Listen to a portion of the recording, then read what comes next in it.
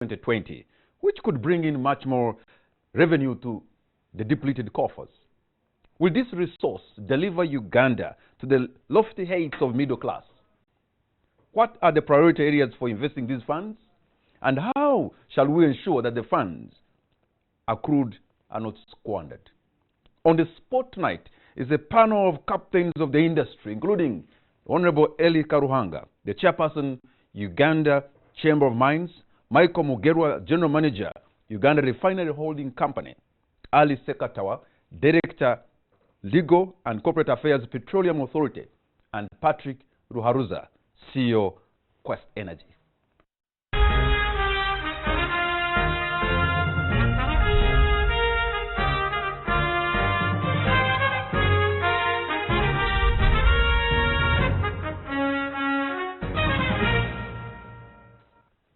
Gentlemen, thank you for honoring the invitation. You're on the spot, all of you. Welcome to the show. Thank you. Let me begin with you, Honorable Eli Karuhanga. Yes. Can we tell the public, kindly, at what stage we are towards oil production and whether 2020 is the realistic target when the petrodollars will begin coming into the coffers? We are at a very interesting stage. Discovery of oil is one thing, but to develop it and produce it is a totally different game. First of all, the amount of money required to go into this business is humongous, and the capacity to raise that money is very technical. So once you raise the money, then the technical people come in. And so where we are now, I'm very pleased to say, and hearing from what the president of Total E&P Africa announced today at the Uganda Chamber of Mines and Petroleum Conference, he was able to say that he's looking forward to closing the final investment decision this year, 2018. So that means that the money will be released for us to start the real business. And therefore, 2020 is an ambitious year for the amount of work required, but it is a possibility. 2020, Mr. Mugerwa, is only 2 years away. The kind of investment that you need to do that will require a refinery is huge. The pipeline is, we have not even attempted to do something like this in the sub-Saharan Africa. The airport itself, do you really think by 2020 is indeed just too ambitious to achieve that target of getting the petrodollars, or that is when you will be at the takeoff stage? Remember, at one point we had a target of production by 2018. Well, speaking from the refinery perspective, yes, you cannot start a refinery without crude oil. So I think one should think sequentially in some respects, in the sense that we first need to get, as Total was telling us today, they reach their final investment decision, make it this year, and then they start the EPC on the central processing facilities, the feeder pipelines down to feed the crude export pipeline to Tanga. That in itself will take time for them, and so they cannot switch on any tap to any refinery until that oil is basically starts flowing into the pipeline. So from the refinery perspective, within 24 months, we anticipate reaching our FID. So you've got to remember these are different projects. But certainly from a financing perspective, what most financiers would like to see is that the upstream and the pipeline have made significant progress, and certainly if they can achieve FID this year as they stated they would, then we're really on a good track. But Mr. Sekatawa, we have delayed. This country and the managers of the economy and the country at large have, before they set a target of 2018, at least we could have started production. Considering our precedent, our history, and how we deal with our things, are you convinced 2020 is the year? Patrick, I think there are two concepts from what you're asking. When do the petrodollars come in? That's the concept. And my answer is the petrodollars are not starting in 2020. The dollars are now. The money has already started now. It started yesterday. When you go to our petroleum account fund, we already have money there that is being gotten from the industry. When you go to business, Dr. Eli here has told you today, he had a conference, international conference. Serena is full. That is business. So the money is already coming in right now. If you wait for the money after the dollar is, after the barrel, the crude has started flowing, you've completely missed the point. The opportunities for the industry are now, because all the major projects are going on. That's the first point. The second point... Yesterday, Serena ran out of food because the conference was so big, they could never have estimated the turnout. Thank you. The whole world is here. And then projects that are ongoing right now, when you say the timeline, as Mr. Mugera indicated, you need to get the crude out of the ground. And there are two projects. One is called Tilenga, the one managed by Total in the northern part. And then in the southern, the Kingfisher, managed by Sinok. Those projects are in time. The planning is almost complete. The contracting is going on. Resettlement action plans are going on and so on. So we have a realistic chance to meet that, because you need to get the crude out for Mr. Mugera's refinery to move, and then the pipeline. Now, as Eli indicated, the investors are saying we are making final investment decisions now. And from such major projects, the biggest part is the planning. And planning has been done. The FEED results are out for almost all the projects, except the refinery, which is also coming on board. And if the planning is done now, we are at execution stage, and we think that there's a real possibility. Let me pick a few words. You said that the money is here already. People are already spending. Yes. And for those who are able to tap the money, they are tapping the money. Uganda has a policy of the local content. Patrick, how are Ugandans getting prepared to tap on the petrodollars, to tap on the investment that is here? If it is $20 billion, how can we partake of the 40% of the local content? Do we even have capacity? Because it's a highly skilled, highly technological, advanced kind of investment that perhaps we can't get the people or even the equipment. Okay. Are Ugandans ready to take advantage of the oil and gas industry? And I know Dr. Eli would be very interested in answering this question, because he has been at the forefront of pushing for local content. There are two ways of preparing. First and foremost, we've got enterprises that intend to participate in the business, on the business side. That preparation is significant, and it requires some time. They can't be prepared in a very, very short time. There are enterprises and people who heed the call right at the beginning, because this is not a new thing. Over the years, when people started shouting local content, PPD then, and all the companies, joint venture partners, were trying to promote local content. Some people jumped onto it. A lot of people went and did the education. They studied, they prepared. Let me first talk about the enterprises. There are enterprises that actually proactively prepared, and right now they're getting good partnerships. They're getting prepared, and some of them are actually making money right now. Then, in terms of individual positioning, there are going to be jobs. There are studies which have been made by the joint venture partners and also by government to establish how many people actually can the industry accommodate. There are people who have prepared themselves through education, and these people are going to have an advantage over those that have not prepared. Are we there yet? In terms of the skills required, there are technical skills which we cannot get in the short few years, that will require a lot of experience. We will still have in some sort of way to depend on expatriates from abroad and others that will come will be brought in.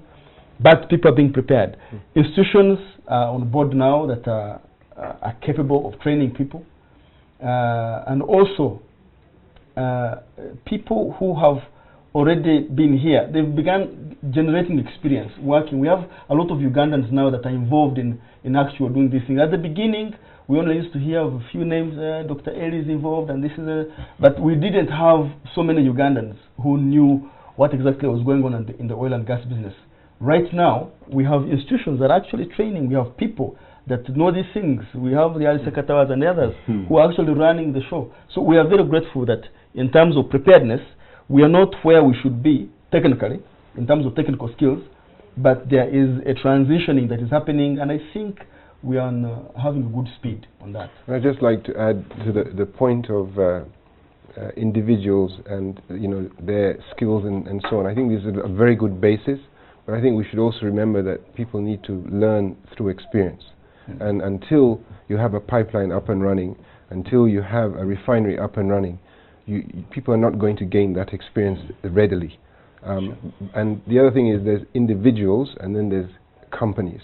And even companies need to learn through projects, through experience, and so on. So whereas I think we have a very noble goal of achieving a maximum national content in as short a time as possible, and we have laws and regulations that govern even numbers of people, I think we should also be realistic and understand that there's skills is one thing and training is another. The other is on-the-job exposure and experience, and that only comes once we start really getting the operation phase. Honorable Eli, is this oil likely to be beneficial to the Ugandans? Because I'm asking this because I see we have a huge national debt, almost 39 trillion, almost 40 trillion shillings.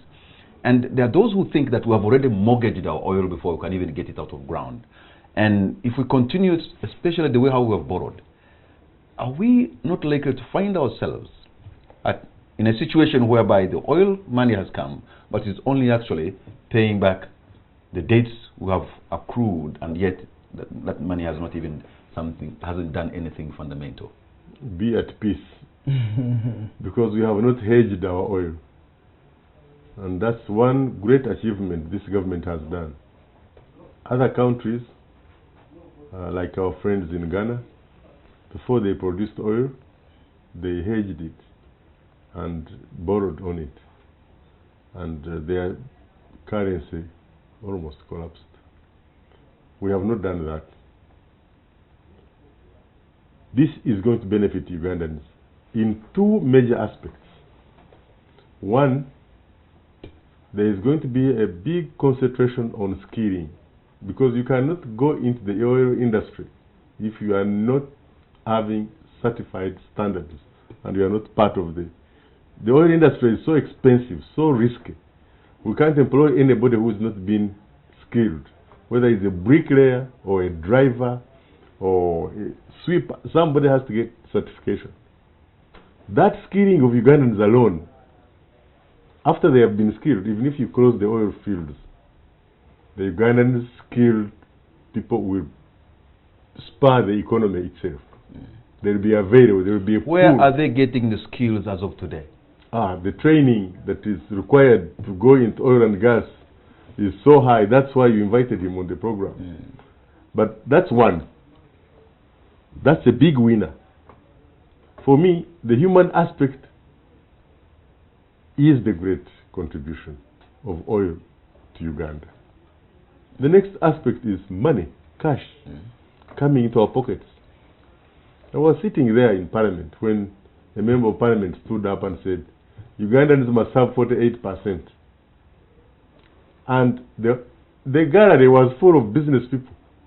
We were clapping.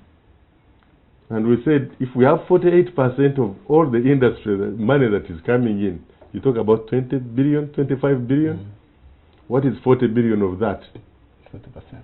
40%, 48%, it's almost 50%. So if we have 51%, become a localized national content company, and the procurement entities give us 10 marks before you start, that means most of that money will stay here. You know, every February, up to now, from February, March, April, May, June, all the international companies investing in Uganda, they get paid their dividends for the previous year. There is what you call capital flight through dividends. From the banks to telecom companies, now you add on oil companies. By that time, everybody is selling the shilling and looking for the dollar. And the dollar becomes so strong, our shilling collapses. But if that money is in the hands of Ugandans, our shilling will always be strong. The money will stay here. It will Honorable, you're talking about the desirable, yes, but not the actual. That can actually happen. You tell me what happened. I mean, I can give how you will that money be in the hands of Uganda? No, I can give you the example of the actuals, because the industry is not today. The industry has been here for maybe 10 years, substantially, and you can actually see the numbers that probably with the policies and the institutional framework, the ranges of what has been done locally is within 30 to 20 to 30%, and you think that if we have now a better control mechanism, because what now government has done, for example, they have gazetted close, there are 16 areas, 16 services and goods, which must be 26. 26, okay. 26. If you subdivide and all, which must be done by only Ugandans. And the Petroleum Authority now, there's no licensed company that will come and say, I'm going to give anyone a contract, which is amongst these, which, and we allow it to be done by a foreign company. We are, right now, all work permits for any foreign person, it has to go through the Petroleum Authority. And you have to first justify why you need to have a foreigner if and show that Camara cannot do this job. And I think in a few months we are actually launching a national talent register where we are going to call on all Ugandans to bring their CVs, and the only justification you can have is after no one will be in. So when you have those institutional checkups with the skilling that is being done, as he indicated, government already identified the gaps some time back and has been filling those gaps through training and so on. We think that those deliberate policies will lead to that retention that Dr. Eri is talking about ultimately, and we have value because it's a collaborative thing. You can only enforce it if you have the skilled people to do it. Do you know where Uganda is a winner? In all the countries which have ever discovered oil, do you know how long it took them to do local content or localization? The Norwegians took more than 10 years, and the British were all borrowing from America. The Nigerians took 40 years to think about local content. It's only in the last 10 years that Nigeria woke up to local content, and look at Nigeria now. They own our banks, they own our own insurance companies here. You have seen the footprint the Nigerians have made. You see people like Dangote, the richest African. These people were facilitated by their government when they moved into local content. Have you ever heard of a person called Dangote before? These people can now go into different industries because the local people have been given an opportunity to play a role in the natural resources that God gave them. It's one thing to attract foreign capital and foreign investors, and they're not unhappy sharing with us. I think there's also... Gentlemen, let me, I can see all of you, and probably the government is super focused on oil, perhaps which is a good thing, but it appears to me like some kind of a gambler. You know, but I don't think government is super focused on oil. It is. I see the chief executive talking about oil most of the time. Okay. But is it safe to hedge all our bets on oil, and which is finite, and leave other areas? Because if I look at in the budget, for example, you'll find they put agriculture maybe 3 or 4%, and yet ultimately that is what could save Uganda. It employs about 70% of the Ugandan population. It is giving so little. First, I want to tell you that the government is not super focused on oil. All countries which have discovered oil become super focused on oil. This government has not been super focused on oil as you think. Because imagine, I've been in the industry for a long time, by accident. But the government put its foot down and said to oil companies, no, I'm not signing that agreement. No, I'm not in a hurry. No, let's first agree. No, let me consult other players. And everybody was thinking, these guys are running for elections, they need oil money. The government said, no, we're not looking for oil money.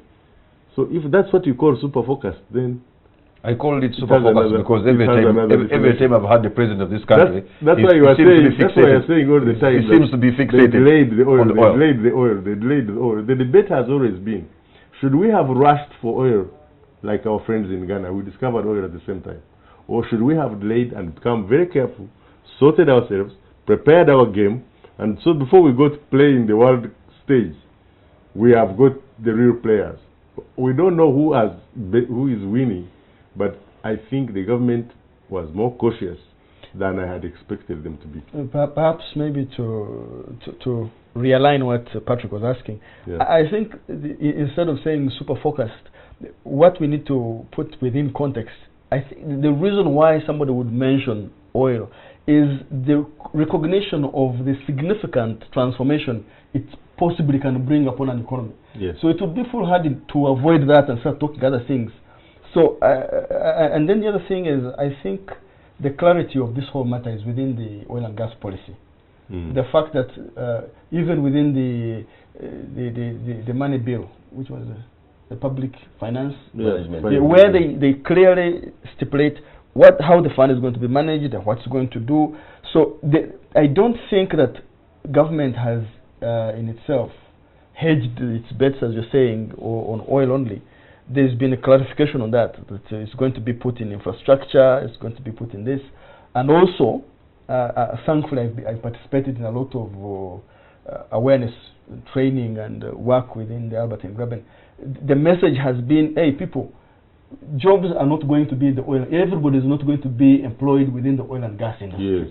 There are so many things that are indirect services, induced services, and work that comes around the oil and gas industry. So we've been telling people to actually do good farming. We have been training people to learn business skills. Yes. We've been involved in the SOGA arrangement, all these beautiful programs that are going around the country, where the focus actually is not oil. The focus is, okay, we're going to have oil. In the initial, around the development stage, there's going to be a lot of work. So let us supply that. Let's make ourselves capable of supplying that opportunity. And then after that, if the country puts this money to good use, we shall have roads, we shall have infrastructure, we shall have these things, which will provide African countries are to opportunities. import people from Philippines to do basic, small, little jobs in places like Chad, and to get Filipinos. But okay, let's look into our region, Mr. Mugera. Could I just add one thing? Yes. Or to a point you mentioned earlier, which was a finite resource. So, I mean, one of our responsibilities as Ugandans is to make sure we can stretch that resource out as far as possible. Yeah. With the finite numbers have been given to us 1.7 billion barrels of recoverable oil, which if you produce at a certain rate, at some point that will run out, right? And then you have to explore for more and find and then produce more. But I think you should think also in terms of extending that barrel. So currently, the plan is to export a significant amount of crude oil from the country. The government policy has been that we also want to refine products because we import about approximately $1.5 billion a year of what they call white oil products. So that's petrol, diesel, and aviation gasoline plus some kerosene into this country a year. Now that's one value point. If you start looking at downstream, such as petrochemicals or fertilizers, so go to a polymer. You go from a value of 1 for fuel products, you end up with 3 with a polymer, you end up with 7 with a polymer such as polypropylene. We import significant amounts of polypropylene in this country.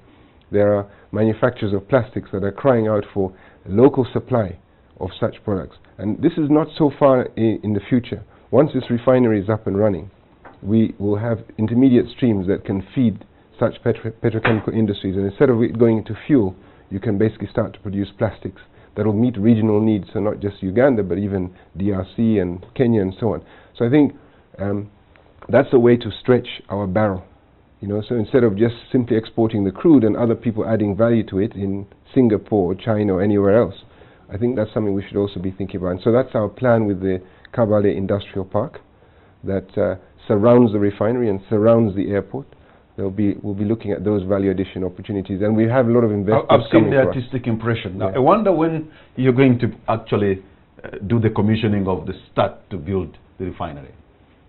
The actual date. Yes. That's very difficult to say it at this time. But what I can tell you is that what we achieved as a country earlier this month, the signing of what's known as a project framework agreement, is a very significant step, because you have investors, in this case blue chip investors such as General Electric, that are committing.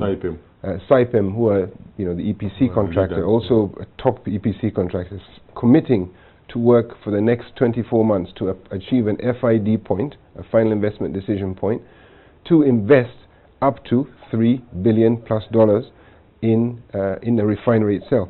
Now, I think you've got to look at it in that sense, the progress that's being made, and I think that as Honorable Eli was telling us, we need to look positively at what has been achieved, and also that we had to be cautious in not rushing into things. We had to create our institutional frameworks. I mean, Uganda National Oil Company has only really been operational for the last year and a half, 2 years, for example. Petroleum Authority, about the same, 1.5, 2 years. We need to get these institutions in place, and I think you've grown very rapidly. You've gone up to 70 plus staff. We've grown up to about 50, and it takes time to get in a position to manage the industry and the expectations. I just want, gentlemen, for you to look at the region. You see a strife in eastern Congo, which is just borders the Albertine Graben, and we have seen refugees migrating into Uganda, almost like biblical proportion. And you have all companies, you're calling them blue chip companies, who want to input their $3 billion or plus into the Albertine Graben. Do you think the situation in the eastern Congo won't scare them, Ali? Well, you should also look at it as an opportunity. In what sense? In the sense that wherever these economies are still they're still transiting fuel, for example, through Uganda to Eastern DRC, to Southern Sudan, countries in strife, but they still need to operate the economies. Yeah, and they have gold mining companies there that are operational. Ali, I just want you to explain to me how the blue chip company can risk $4 billion into the Albertine Graben. Just next door, there's such a strife with people running over.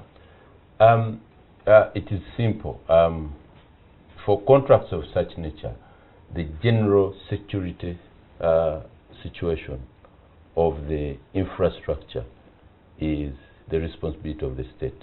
It's a sovereign responsibility. And then what we call the primary responsibility of the installation is for the company.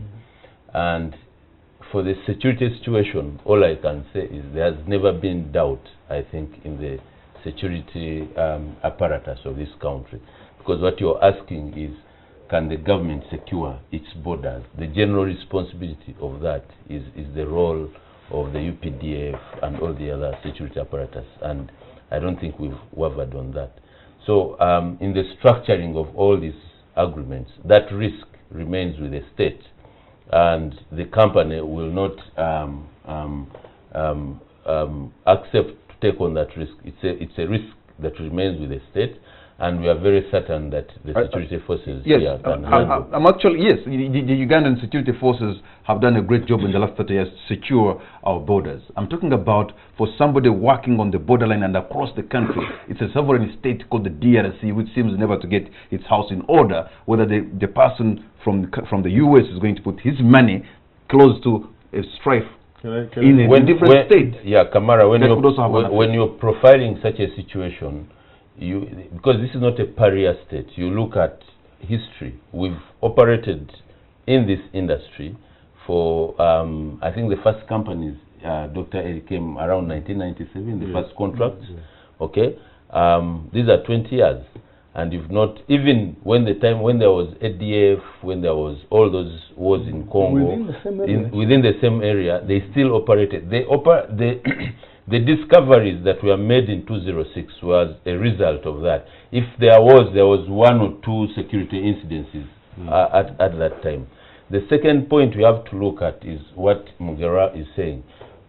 GE signing on to a contract in Uganda, Total signing on to a contract, is an endorsement of the security situation of the country. So I think that shouldn't worry you, because the companies we are dealing with, they do all that due diligence. The Minister for Security came to the conference this afternoon and assured us about the level of preparedness to protect the resource. What would he say? And what else would he have said? No, it's more than that. It's more than that. It's the way he analyzed to the foreigners who have come here, how prepared they are. It is not a case of security companies like Serasen, Aska and others. It's not even a case of the police. It's not a case even of the army, although they have put an oil unit for the army. It is a case of sophisticated security at a technical level, where you have got fiber optic things running along the pipeline, where they have surveillance, CCTVs. And in the past, remember that Congo, with its destabilized situation, tried and killed one of our guys who was working for Heritage. Yes, we had a conference in a hotel in Arusha called Ngorodoto, and we had an agreement with the Congolese government. Kabila and President Museveni met in Tanzania under the mediation of President Kikwete. I was fortunate to attend that conference. We signed an agreement with Congo for them never ever to try and bring confusion in that area. We are very happy with what's going on. Secondly, oil is a diplomatic weapon. Between us and Congo, Congo needs to get their oil through our pipeline. Honorable Eli Karuhanga, the issue happening in the neighborhood is not caused by those in charge of affairs in Kinshasa. Right. These are people who are independent of what is happening in Kinshasa, and maybe among those whom you signed the Ngorodoto agreement, they are not one of those. Yeah, okay. So they have no control of that. Correct. So Patrick, what is your analysis on that as we move to the next issue about people maybe developing cold feet, thinking, look at them? Well, first and foremost, I think Ali has made a very good analysis of the situation. First and foremost, where there is issues of security on the border, especially where you say that it's not the government of the other country, Kinshasa, that is controlling goings on at the border. That means if we have diplomatic agreement between countries, then the issue of actual flare-ups on the border, those are issues of security operations, which the Minister of Security has assured people who attended the conference today. And we also have, like Ali says, we have never had the reason to doubt the capacity of the government of Uganda to protect its borders. We've not had any of that situation. So in terms of evaluating political risk or such kind of risk, the oil companies and these companies, the blue chip companies that are choosing to invest in Uganda, have plenty of experience in working in environments that are hostile, and I think they take into account all these things. So the signing of framework agreements and all these kind of arrangements that are already in place are an endorsement that everything is okay. Gentlemen, we're going to take a break, and when we come back, let's try to find out how can we ensure that each penny accrued from the sale of oil is properly accounted for. We'll be right back. Welcome back. You're watching On The Spot. My name is Patrick Amara. My guests tonight are Honorable Eli Karuhanga, Mr. Michael Mugerwa, Mr. Ali Sekatawa, and Mr. Patrick Ruharuza. Let me begin with you in this segment once again, Honorable Eli. The geopolitics of the pipeline and refinery seems to have left some of our neighbors with a bitter taste in the mouth. And this is what I mean. For instance, initially Uganda had agreed to build a pipeline in Kenya until the deal was pulled under their rug. Won't that continue to disturb us? For a while, yes, but it was finally understood. And I give you two things that I witnessed. Probably I've never told any time in a public place like this. This is where we say things. Yes. But the debate, the conversation between Uganda delegation and the Kenyan delegation zeroed on one very hard fact, where President Museveni said, if I give the okay to take our oil through Kenya, and the Tanzanian friends, our brothers, have also said you can take it through us without any reason, it will mean that I am an enemy of Tanzania. If I also take this oil through Tanzania and not through Kenya, the Kenyans will say you are an enemy of Kenya. So what is the best way to do it? Let's find the facts. What's the nearest place? What's the easiest place? What's the cheapest way to deliver our oil to the ocean? So let's go and count the facts. And that was agreed between President Uhuru and President Museveni. I was president. They said that's the best way. And the same thing with the Tanzanian president. And that is when the facts came on the floor, and Tanzania was the best option. So there was no more argument. Never mind the fact that's the longest route. Never mind, it was a short, long route, not such a long route, but it didn't have issues that would have confronted of constructability through the Moroto Hills. It didn't have the issues of insecurity with the Al-Shabaab. It didn't have the issues of compensation, land acquisition, and a resettlement action plan, and the compensation that you had to pay in Kenya. It didn't have the issues and of, the Tanzanian terrain kind of goes down like that, while the Kenyan terrain was going like that, and then like that, and then like that, and then like that. So as a result of that, it would have been so expensive. And then at the end, when we arrive at the ocean, the Pemba Island stops all the monsoon winds from attacking Tanga. While in the situation in Lamu, we had to stop pumping oil for about 4 months in order to respect the powers of nature of monsoon winds. And if you switch on these pipes at Hoima when they are producing, to start them all over again is so expensive. So it was so obvious that we had to go through our neighboring. I know you've tried to give me that kind of explanation, but it was there are many people who think actually the decision was not technical but more political. What's wrong with that?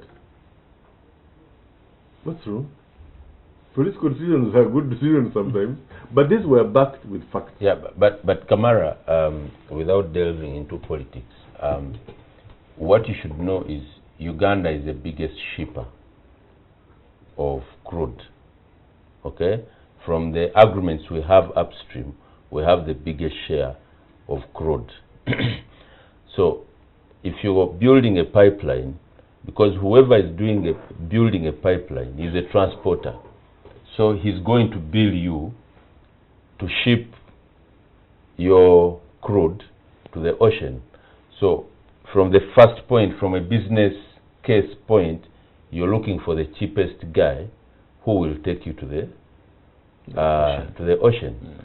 And what doctor, from all the things he has said, the basic point is that the Tanzanian route was the cheapest route that we can get to the ocean.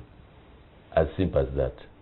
So that we could make some money out of our oil. Okay, explain to me or to the viewers, Patrick. A few years ago, we had a steady slump in oil prices on the national market. Yet only a few weeks ago, the prices rebounded. What does this teach us about this sort of volatile market? Well, it's nothing new. The oil market moves up and down, and that's how actually people make money in the oil and gas business, through the small fluctuations. And of course, also it is like any other tradable commodity. It is sensitive, perhaps oil more sensitive to geopolitical issues that are happening all over the world, to market changes. Especially oil reacts to politics and events happening in countries that are producing oil. So a good thing happens in a major producing oil country like Saudi Arabia. Of course, it will affect the price either going up or down. Yeah. On our part, I don't think that should be a worry, because that is what happens. We have it's not a predictable cyclic market where you know that you're going to go in a boom and a bust, but you know definitely if you're trading in oil, it will go up, it will go down. And some people, surprisingly, when it goes up, they make money. When it goes down, they make money, depending on how you. Like in the case of Uganda, we make money. We've made money by the oil prices going down. You know how? It is so expensive to get a rig when the price is high. Now the rigs are redundant, and this is the time for us when we need them. Yeah. So we're getting them on the cheap. All these oil companies who do service are now sitting redundant without a job. So we are just buying them for a song. And this is the time when they would be so expensive for Uganda to get if the prices were very high. By the time we come into production, I'm sure the price for oil will be high, and we will have. I'm sure for most Ugandans have been waiting for the money to. Okay, you said the money came a long time ago, but Ali, how can we ensure that each penny accrued from the sale of oil is properly accounted for? One is, I think government made the right decision in 2006 after discovery and said, let's first put a proper regime, because the law that was there was 1985 law that was not sufficient. So the laws that were put in 2013 and the institutions that were put in are a proper legal and institutional check. For example, from a financial perspective, the upstream, these companies spend money. That money has to be approved by the Petroleum Authority, and they have to procure through a process approved by Petroleum Authority, and then Petroleum Authority monitors what they have done, and then after they have filed their statements, okay, their recoverable costs are taken now. Petroleum Authority mandate ends, it's taken to the Auditor General. The Auditor General approves what is recoverable or not. So you see that there are checks and balances. And then lastly, the laws created a petroleum fund. First it created UNOC, where they said now government and Petroleum Authority don't go into the market. UNOC will go and trade in the market. Mr. Mugera is here, Dr. Wapakabulo and all the other team. They go and sell Ugandan part of the crude, and when they get the money, it's not going into a UNOC account. It comes to a petroleum fund where they don't have authority, and no one has access to that fund, except you have to first go to Parliament to say, I need to get money from this fund. Like now recently you saw when they wanted to get money out for the oil roads, you go and make a case as Parliament, as government, and say we need to do oil roads for infrastructure, so you access that account. Now, for me, that institutional check is enough to give any Ugandan that there is at least a value chain that checks each and everyone at your representation stage to make sure that the dollar goes where it should be. You know, many people, Patrick, have talked about that Norway has given us the best case scenario when it comes to managing the oil resource. But also, there's what they call the Dutch disease. I think it implies that people, they left everything else and concentrated on oil. When you look at a country like Uganda, we're not producing anything. There's almost unemployment about 80% among the young people, and we're not exporting that much. And we are all hopeful that money is going to come from the oil sector. How can we avoid the Dutch disease? Well, without going into the mechanics of the Dutch disease, first and foremost, the most important point for Ugandans to note is that the best reward we shall give ourselves out of oil is localization of the industry, is local content. Trickle down, money going to the government and the government spending it back to the people and all that, that's all fine. But the way we are going to get maximum benefit if Ugandan companies are participating in the industry, local content. So we can talk about that disease, but are we right now, are people positioning to take advantage of the opportunities that are so repeated by so many people? Every time somebody from Petroleum Authority comes on TV, they talk about the opportunities. Through the conference today, they were talking about the opportunities available. But are people actually interested in these things? Are people positioning? Are people educating themselves? Are companies strengthening themselves? So Patrick, the best way Uganda will benefit from oil, because like Mr. Sekatawa said at the beginning, the money is already here. People are making money. People are already making money, and the people will make more money. But like they say, chance comes to a prepared mind. If people do not think about how they can participate, if companies do not take onto what Dr. Karanga said at the beginning, improving their standards, getting the qualifications. If you're a driver, now think about what the requirements are. People need to be certified. People need to get other skills. If we position ourselves properly well, one, we shall be able to come close to the local content targets that the government has set. 48% is a huge ask. But if we can come even close to that, and if the more the company is coming, because it is my company which is going to employ people from Uganda here to do work, and we pay them a good salary, and then the money, the capital flight will stop. Let me give you an example. They're building the oil roads in the Albert and Graben, and a cobweb of roads, and of course when you apply the local content, there's one friend of mine I know is an engineer and he has a company, and they gave him about maybe 5 to 10 kilometers to be part of also to construct. But he told me what they go through. First of all, to secure an earth move alone, or a grader, it's about $300,000. Maybe you need about 10 of those, and the lorries and all this kind of stuff. It's not something that you may find most Ugandans can venture into to take advantage of the local content. Kamara, there are two things, and I think this we should make it clear. The first thing is that disease, and I think we should work so hard to avoid it in this country. And I think you're right. If there's an impression that is being made by anyone that oil is going to be the answer to everything here in the country, that is wrong, and that we should work around, because that is the basis of that. And actually government right now, even these companies, we have special programs for agriculture, for forestry, to make people coexist with the industry, because this industry must coexist with society.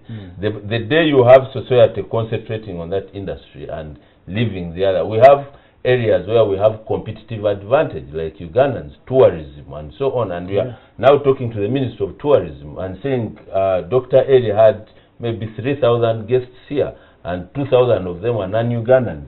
We want to know, where do those people go in the evening? Are they going to sleep? Because that is the oil money. So that is very, very important. And if that impression has been created, we have to work to make sure that, because even the numbers for direct employment, they are not all that big compared to the population. I think we need to look at oil as we are going to probably be getting 2 billion a year as revenue. We've been collecting maybe $3 billion US from tax, 3.5, and we have something that is going to bring us 2 billion. But we must keep on sports. If you're a footballer, if you're a fisherman, so what government does then, it is to use the other 2 billion to do infrastructure, to do energy, so that other industries can come up. Mr. Mugerwa, we have an advantage as a country, because where we are, a pristine environment. The Albertine area is known to be diverse, a lot of biodiversity. I wonder how your plans are to ensure that you're going to do what you want to do and build a refinery and leave the environment as pristine as it has been. Well, that's actually a subject very dear to my heart. I'm glad you raised it. First of all, every project has to undertake an environmental and social impact assessment, and the environmental part of that study. So you basically study the impact of your project on the environment. and one of the first things you do is you do a baseline. What does the current environment look like? How, studied in detail, whether it's animals, plants, and so on. So you do a baseline study. Then you figure out what the impacts are of your project on the environment and how can you minimize them. Whether it's air pollution, whether it's solid waste, whether it's liquid waste, whether it's movement of trucks and vehicles through an area. And so you make that assessment and decide whether there's anything that you can do to basically remedy in any way or reduce, minimize that impact. Obviously, any activity will have some impact, but the important thing is to be aware of what it can be and how to mitigate, how to minimize. You'll never leave it as pristine as it was before, but you can certainly study and make sure that that such impacts are kept to a minimum. You already have. So let me just put one point out there, though. One of our important stakeholders in all these projects is the Uganda Wildlife Authority, for example, who are obviously very focused on the tourism, and which is an important industry for Uganda, and so they help guide the areas that we should study, the studies that need to be made, even things like metal content in small animals and so on, because that's at the bottom of the food chain. So there's a lot of study that's done before you reach your FID point in the environmental area, and also you can make choices in technology. So a pipeline will basically be passing oil through, so you're more concerned about potential for spillages and how to mitigate those. But a refinery will be producing air emissions, liquid emissions, and so on. And so you really need to study carefully how. There are some refineries, for example, that have zero water discharge. So those are the kind of things that need to be studied. I think I should also add that a lot of the financing that comes to Uganda to support these projects will insist on maximum environmental study and also minimum impact to the environment. So you'll know that we'll be basically at world standard. And just to go back to your Dutch disease question, I think you've got to understand that as well, that the oil and gas industry everywhere in the world is a base for diversification of the economy. So we really need to be thinking about petrochemicals, fertilizers, which then go into agriculture. So we've had fertilizer investors coming to us already, interested in not just the Uganda market, but also exporting to as far as Ethiopia for fertilizers, for agriculture.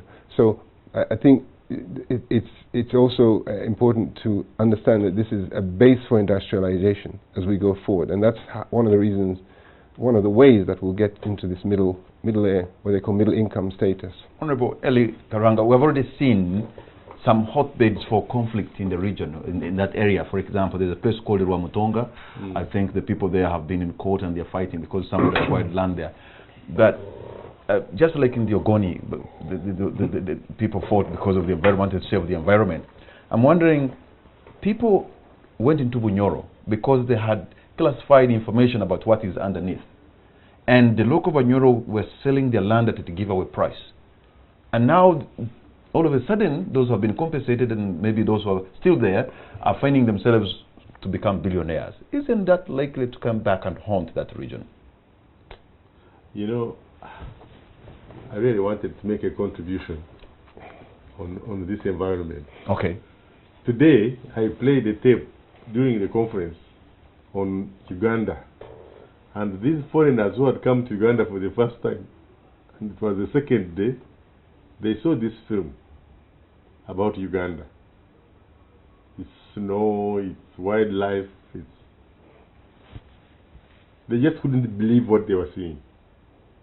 They didn't believe a country like that exists. I got the film from Uganda Tourist Board. It's a bit of old film, it could be improved. But when we finished that conference at the networking session, they were just asking me, is that Uganda? Is that really, is that what we have seen? But in that video, we also played another one on wildlife, and we showed how many poachers have been killing our lions and how many traps that they make and how have been caught. This oil industry is a very good industry because we are helping protect, conserve our environment and our wildlife.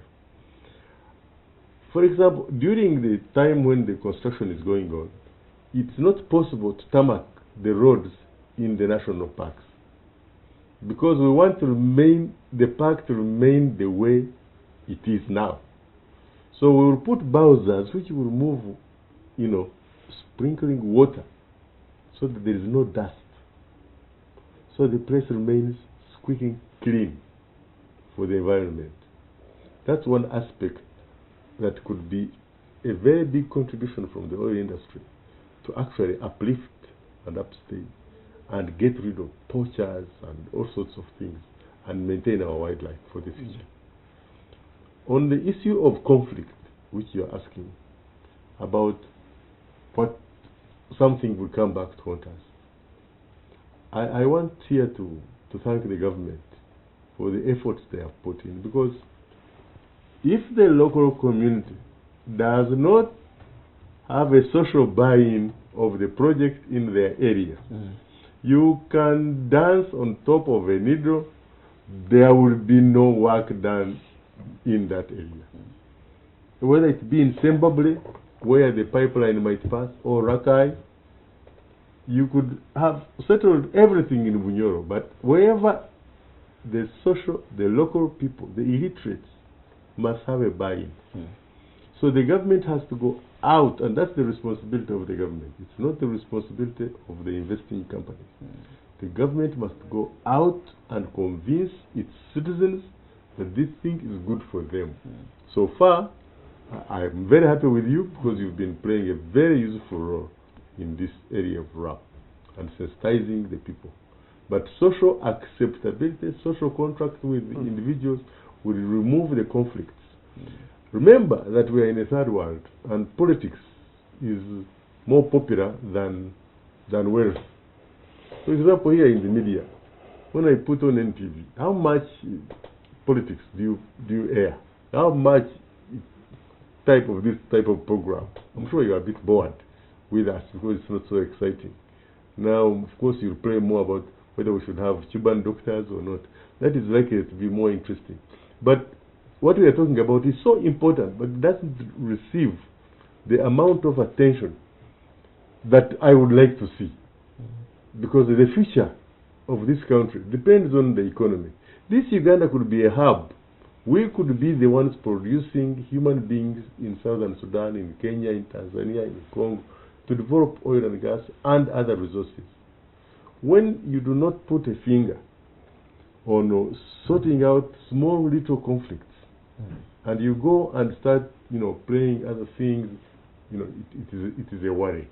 So yes, I agree with you 100%. We must make sure that nothing comes back to haunt us. We must not spare any money to go and settle with traditional leaders, with the local people, with villagers, with LC1, with the illiterate population. Yes. Patrick, you are a team leader at the Institute for Petroleum Studies, Kampala. And I can imagine the people you're training there are probably, you're training them for managerial kind of jobs. But who is going to do the training? Where is the institution doing the training for the, I don't want to call them odd jobs, but the manual kind of jobs that are needed in big numbers, and who is doing the certification after that? Okay, big, good questions. And I think that is where the rubber hits the road, because at the end of the day, yes, you're good to point out, and thank you for that. The Institute of Petroleum is training people with qualifications at degree and master's level and things. There is need for people to do artisan level jobs. I think that there are a lot of institutions that have come up. I know that specifically you're talking about cleaners, because you said odd jobs. Well, no, not necessarily, but those skilled, welders and all these kind of things. Okay. The technical requirements for those, I think there are institutions already being put up. The government has. Where are they? The government has established an institute, I think in Kigumba, Uganda Petroleum Institute, Kigumba. Maybe might be a bit constrained to say. No. Today I was having a conversation with the principal of Kigumba, and we were talking about this. and I think I'm glad to But mention there's Chigumba, it's a government institute, and they have taken on certification bodies. I think in 2 weeks there's another company here that is called Sunmaker. It was opened up. There are several private players. The approach government has taken is government has put up institutions. It has also put up the information that, look, this work is coming, we need this kind of skilled labor, and in light again with the liberalization policy, people can come up, and that's how this one came up with the institute. And there are several other institutions that are now starting to come up to do that certification. But from a government level, yes, the Petroleum Institute in Chigumba. Yes, Mr. Mugera. Yeah, I just want to say that one thing you should recall is that as you go into construction, so for example for the refinery, you're expecting during construction to create somewhere between 5,000 and 6,000 jobs.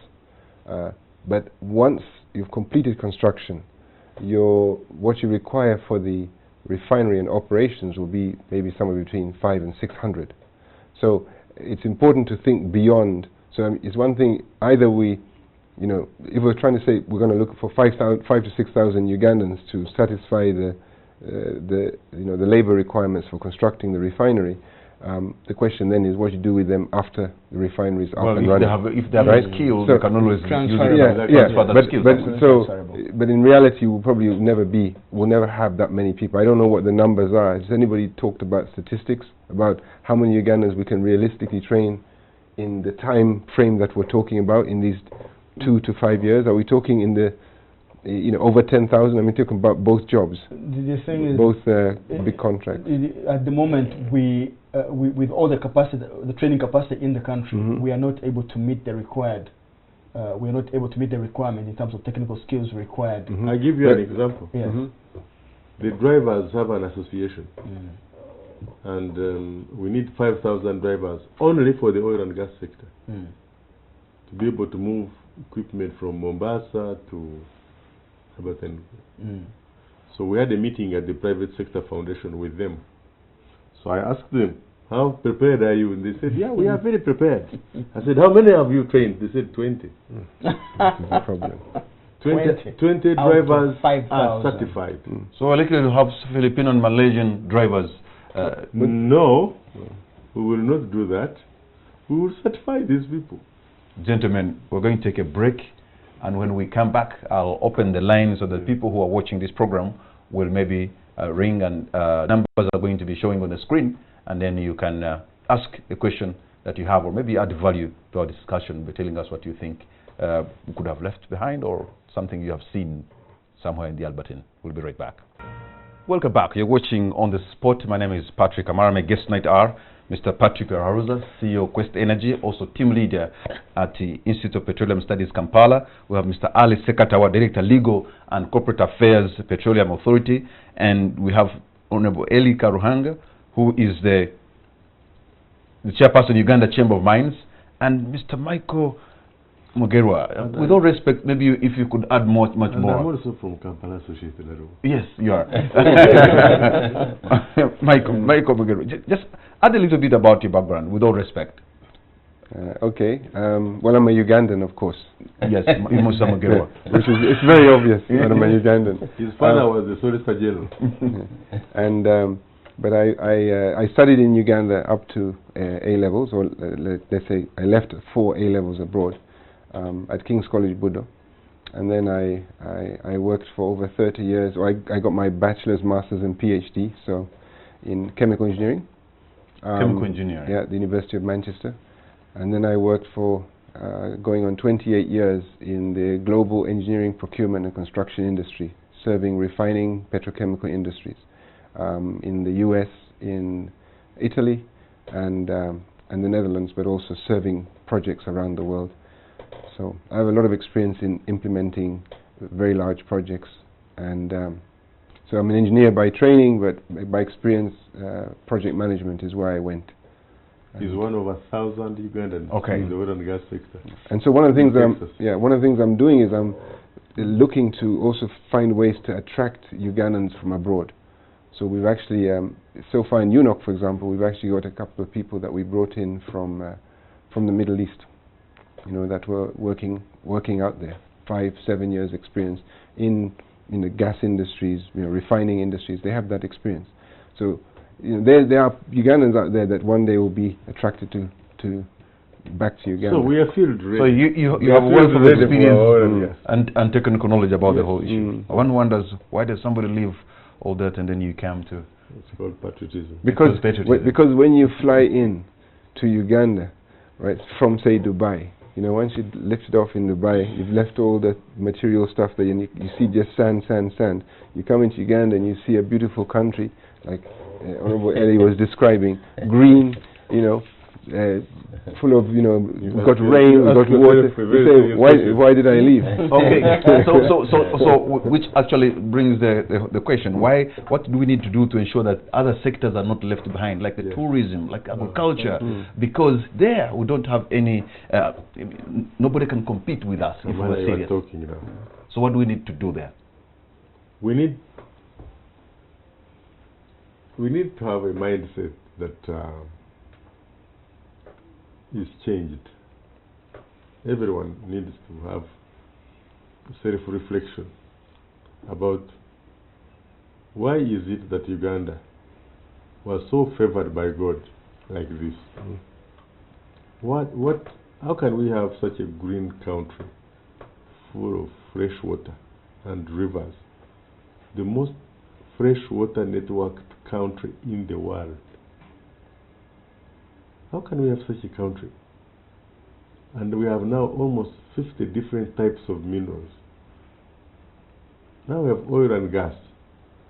But we have depleted our forest cover at almost like 10%. And you know what makes me even happier?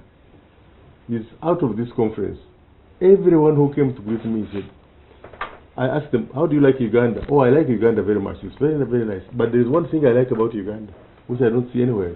The people of Uganda are different. They are so friendly. They are so good. They are so educated. They are so international. They are so exposed. They are very rare. I can't find this type of... That is our strength. So, how can you ask a question like, how shall we address tourism? It's a mindset. We Ugandans must believe that it is possible to do it. Ugandans are great and hospitable and all this kind of thing, but we do not know how to leverage on what we have to make money. If you go into all these hotels, people who are doing jobs, for example, a chef or managerial jobs, all of them have come from Kenya. Yeah. If people who are doing the plumbing work for these big hotels, they are not Ugandans. So how do we leverage on what we have, Mr. Mugerwa? I would like to take in something you mentioned earlier, which is the deforestation problem we have in Uganda, which of course is a trend that must be halted and reversed. But the oil and gas industry presents a big opportunity there for Uganda because, one of the alternative sources of energy for cooking is LPG.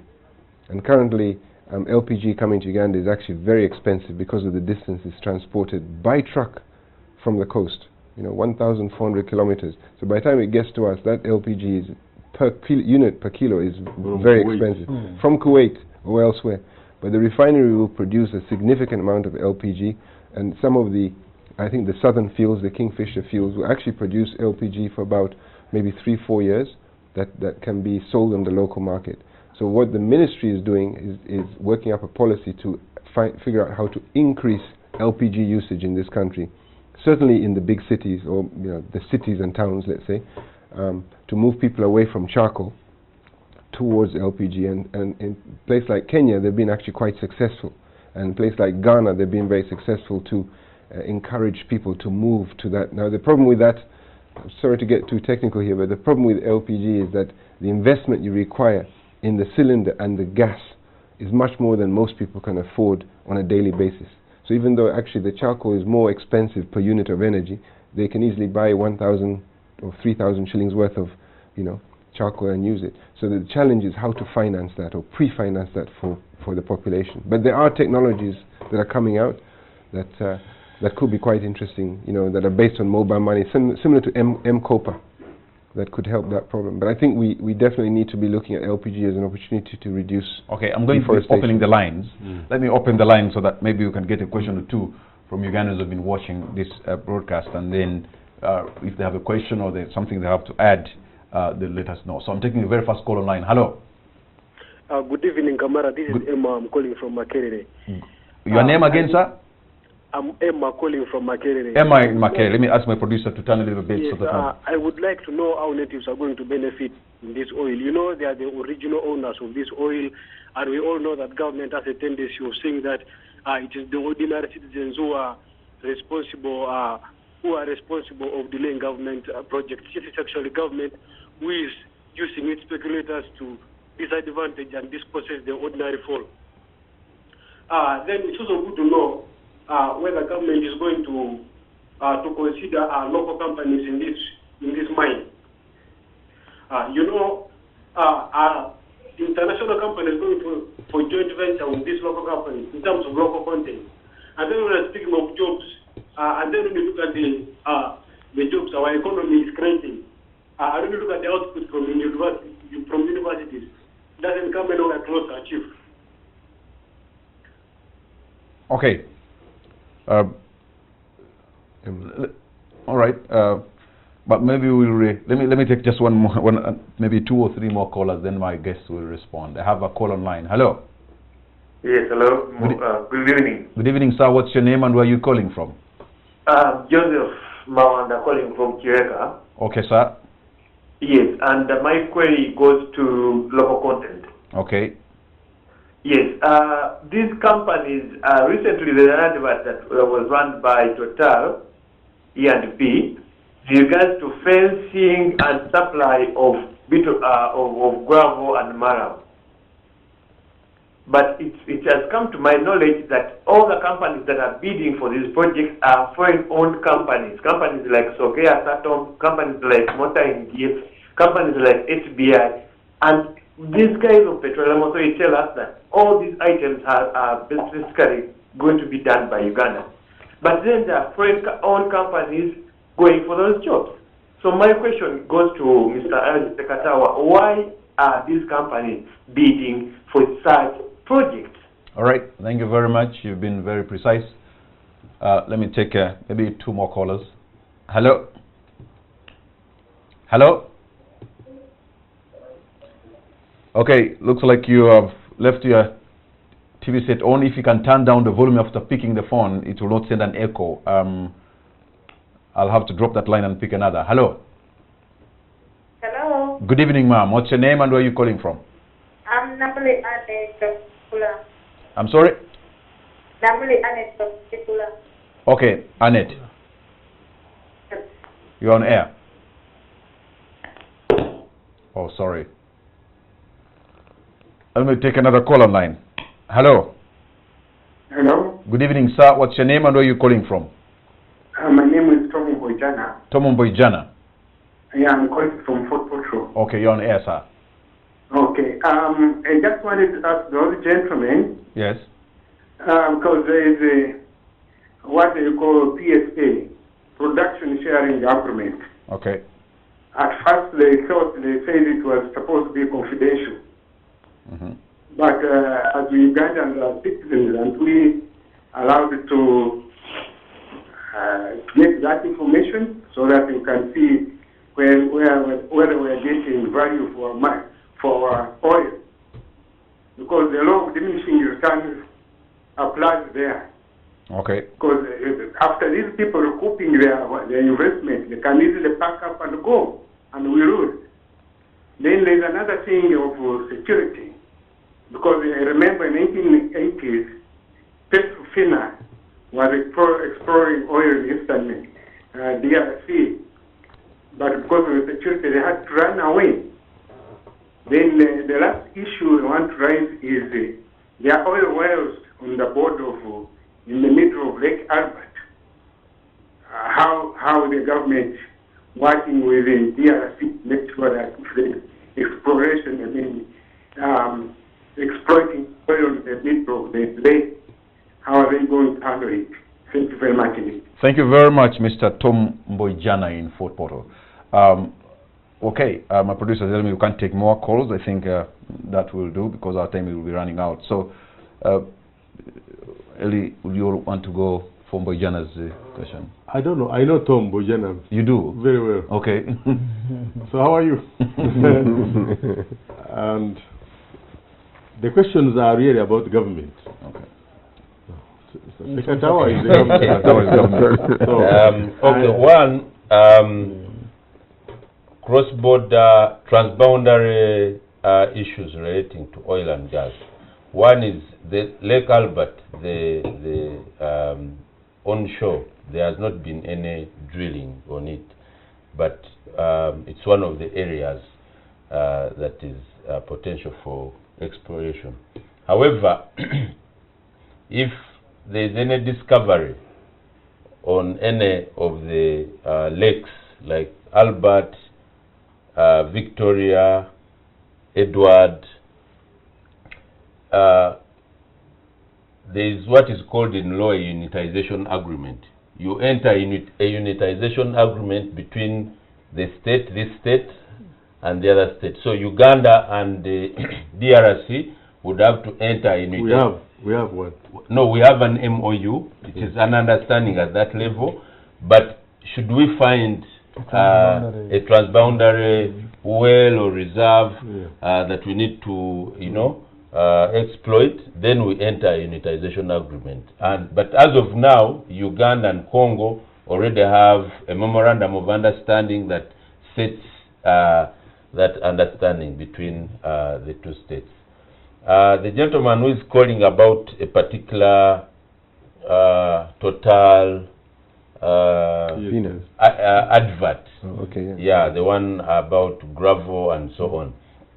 I wouldn't want to go into the specifics of the advert and any of the companies as you indicated, but I can give you assurance that the Petroleum Authority follows strictly in respect to procurement. It makes sure that all procurements follow the procurement laws.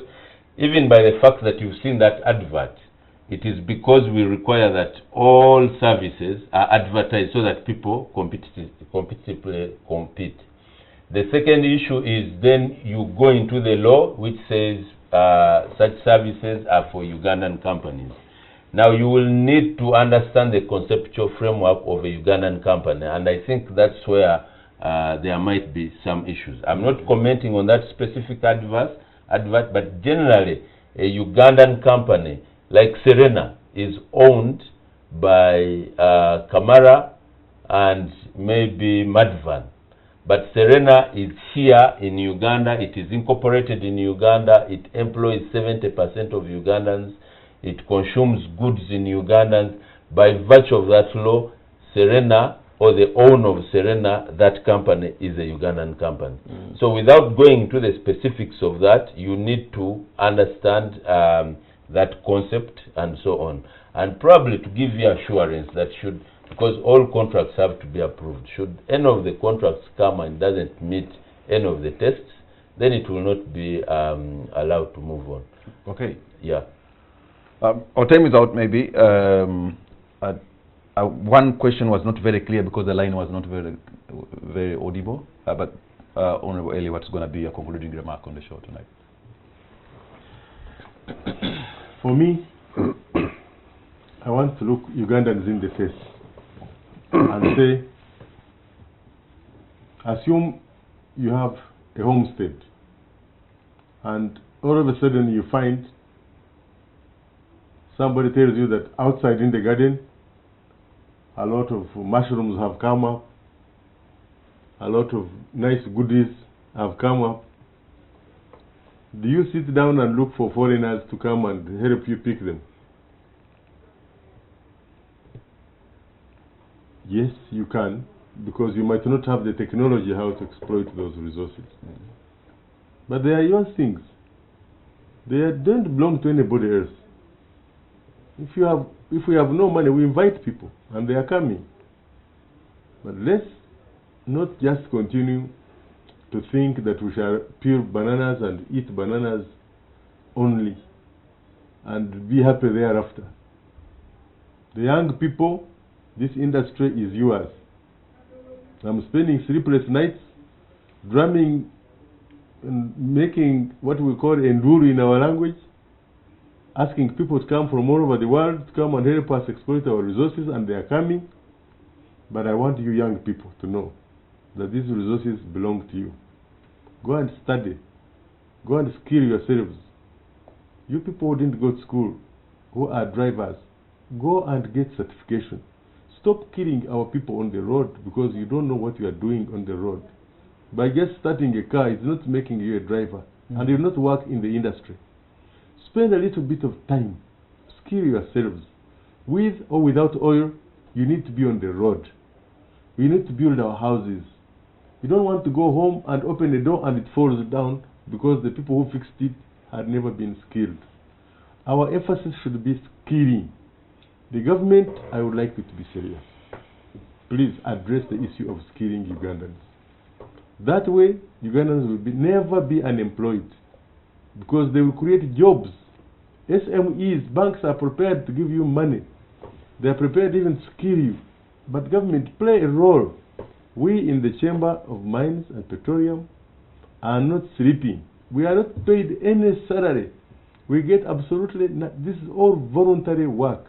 But because we love our country, we spend all the time trying to make sure that you people come to these conferences and hear what is being said. So that you learn, so that you know what you can do. And I am appealing to the media. Thank you for inviting us.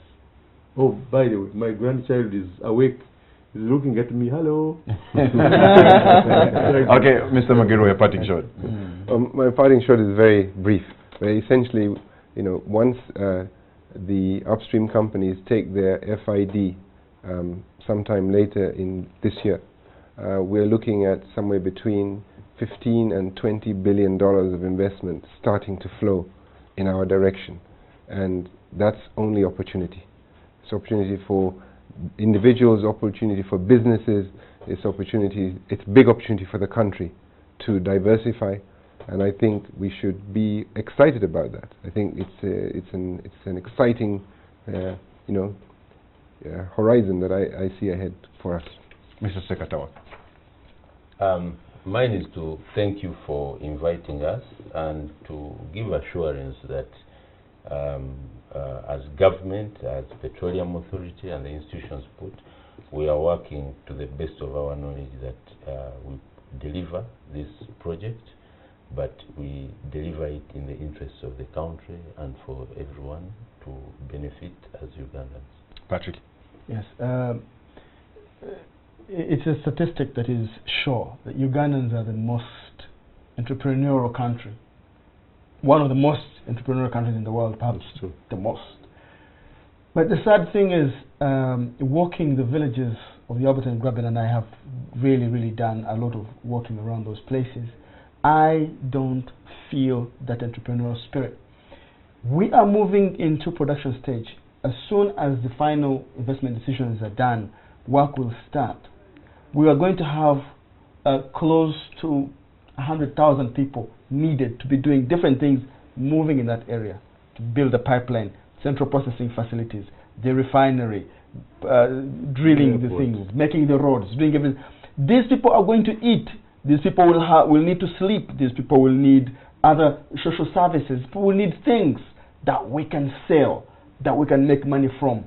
But you move around there with, if we hold on 2020, we're actually in the season of people investing, but that is not there. I want to appeal to Ugandans, get yourself ready to make money by investing in things that are going to be consumed. Train yourselves, start a company, begin preparing human resource. We need people to work down there, but we are shouting around here, but down there the work is not being seen. Thank you very much. Patrick Rarula, CEO of Quest Energy, Mr. Ali Sekatawa, Director Legal and Corporate Affairs, Petroleum Authority, Mr. Michael Mogerwa, General Manager, Uganda Refinery Holding Company, and the Honorable Eli Karuhanga, Chairperson, Uganda Chamber of Mines. We thank you for having honored our invitation, and you have added value to our show and also understanding of the oil sector. Thank you very much. Good night and God bless Uganda.